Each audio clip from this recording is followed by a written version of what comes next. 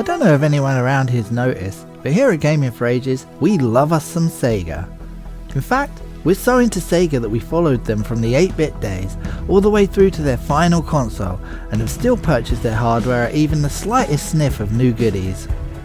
We were flying the Sega flag way back, and much as we do with the prime likes of 90s Terry Hatcher are still going on about them now. So you could say we're rather partial to the company who makes the bluest skies in all of gaming.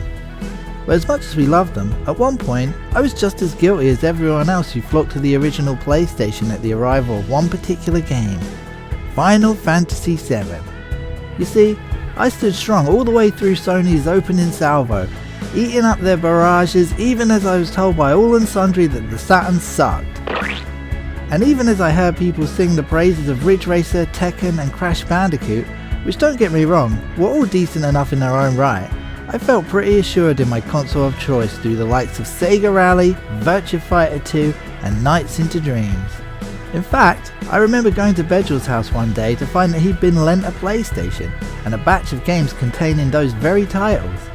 And as we sat down to put this thing through its paces, I was preparing myself to be blown away, what with the lofty pedestal the game's media seemed to have the machine up on. However, if I can be honest here, I felt kinda shocked. Maybe the sheer level of prestige the console was receiving gave me false expectations of something otherworldly, but I was instead left asking myself the question, this was the mighty PlayStation that I'd heard so much about? At that moment, I sort of couldn't believe it. I headed back home to the comfort of my Sega Saturn and threw on some of the games that I love so much, playing them in an entirely new light, and I couldn't believe the bad rap the Saturn had in comparison to it. In the immediate aftermath of this experience, I forgot all about the PlayStation again. However, this was fairly early on, and there was a time coming where all that would change. 1997 wasn't a kind year to the Saturn. Yeah, there were exciting things afoot, such as the incredible conversions of 3D shooters like Quake and the far superior version of Duke Nukem 3D, but you could definitely feel the winds of change blowing against Sega. Here in the West, release schedules started feeling sparse. Multi-format magazines felt empty on the Saturn front, and the shelving space for Saturn software in shops had been relegated to a handful of games on the end of racks of PS1 games. And for every bit of good news like Resident Evil coming over to the Saturn, we had a dozen bits of negativity, such as the Saturn cancellation of Tomb Raider 2 and a slew of mistruths about how the Saturn couldn't handle the game when in reality Sony had sewn up console exclusivity for the next 3 years. But still, I stood by Sega. In fact, even as the Saturn library dried out completely for official releases, my Saturn was thriving from Japanese imports such as Vampire Savior, Dead or Alive, X-Men vs Street Fighter and the like. In fact, go check out our vid about that whole episode if you haven't already. But getting imports was a bit of a pain compared to the ease of merely going into any high street shop where you could easily pick up the latest PlayStation games. And man, how I missed those days.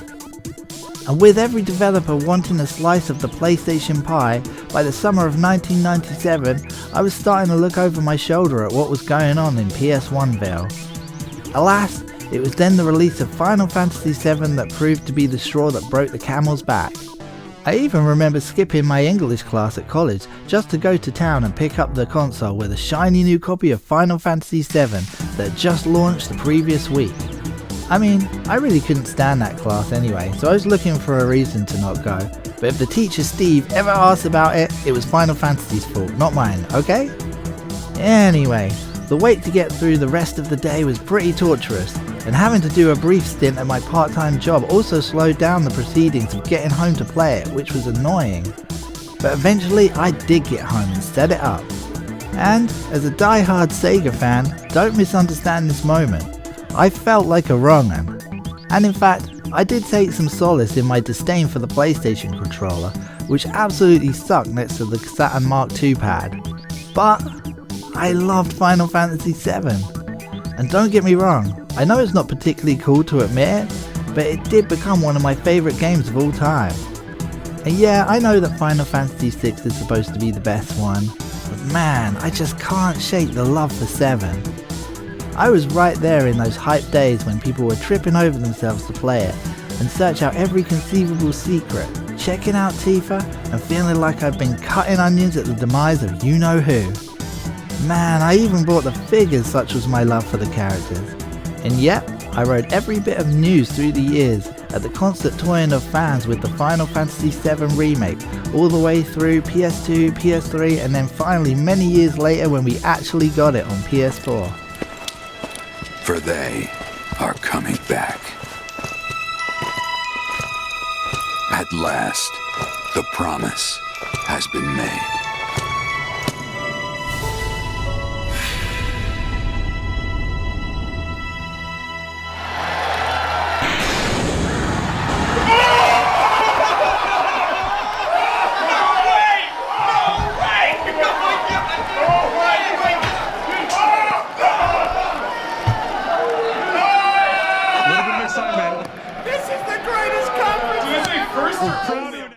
Yep, that was quite a moment. And guess what? If you want to know how really uncool I am, I even love that game too. But I digress. You see, what was interesting is that years later, I discovered that my experience wasn't unlike what had happened in Japan. Prior to the release of Final Fantasy VII over there, unlike the rest of the world, the Sega Saturn actually had a big march on Sony's machine. It's hard to overstate just how popular games like Virtua Fighter were, and with that flagship game leading the charge, Sega had established a decent lead over PlayStation. Happy days! But alas, that lead was soon to be rebalanced, as the launch of Final Fantasy VII snatched that away, injecting new life into the PlayStation and eventually seeing it storm off into the lead. This occurrence, coupled with the unprecedented popularity in the rest of the world, ensured that as of that moment, PlayStation's victory, at least in market share, was unassailable. Hearing this news was a pretty bitter pill to swallow, as I almost felt an element of guilt at being one of those very people who headed for Sony's shores just as Sega needed them the most. But as I've already stated, I couldn't deny I loved Final Fantasy VII. It was a game that was just what I needed, when I needed it the most, sending me on an adventure the likes of which I'd never known, with some of the most iconic characters in all of gaming, and with some of the most memorable moments. Plus, you know, the let's mosey thing. One thing that does reassure me though, was that thanks to Final Fantasy VII, if it wasn't for that game, we perhaps would never have gotten a couple of the most melodic of swan song games out of the Saturn in the form of the incredible Shining Force 3, and for me even better, the mighty Panzer Dragoon Saga. Those two games saw the Saturn sign off in some style, and while they were a little too late in the day to have much of an impact on the battle with Sony, they certainly had an impact for any die-hard Sega fans still looking to furnish their mighty Saturns with some tasty games. And eBay scalpers and CEX probably would have been down a few bob if it weren't for those titles too. But what about you guys? Did you walk a similar path? Or did you join the PlayStation revolution much earlier than I did? And how do you guys feel about Final Fantasy VII? We'd love to hear your stories, so let us know all about them in the comments below.